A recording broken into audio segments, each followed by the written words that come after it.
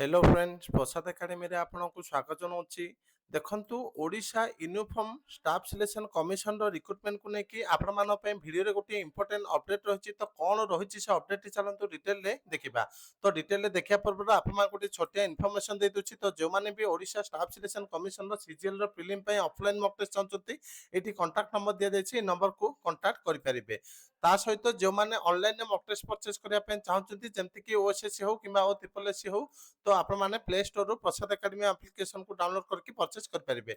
एबे चलंतु डिटेल देखिबा कोन रहिछि अपडेट। तो ओडिशा सरकार को द्वारा गोटे बोर्ड न्यू बोर्ड गठन हो बोली यूनिफॉर्म माने ओडिशा रे जते भी यूनिफॉर्म पोस्ट गुड अछि तार रिक्रुटमेंट को नेकी गोटे नुवा बोर्ड गठन होली घोषणा करथिले। तो फाइनली तार अपडेट भी आसी तो बोर्ड ना हला ओडिशा यूनिफॉर्म रो सर्विस स्टाफ सिलेक्शन कमिशन। तो एई भितरे को पोस्ट गुड़िक जीव मुझे डायरेक्ट देखा दूसरी सहित आर पीडीएफ टा मुझे टेलीग्राम चैनल देदेवी।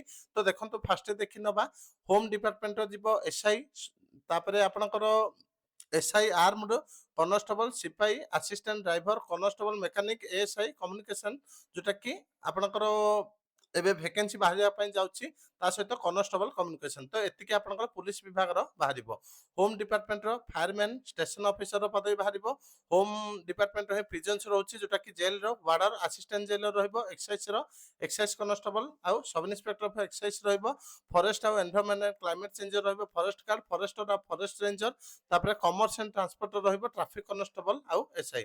तो एतिकी पदवी आपणकर नुआ बोर्डटा जो गठन है सी कर। तो एतिकी इंपोर्टेंट अपडेट थिला। Thank you.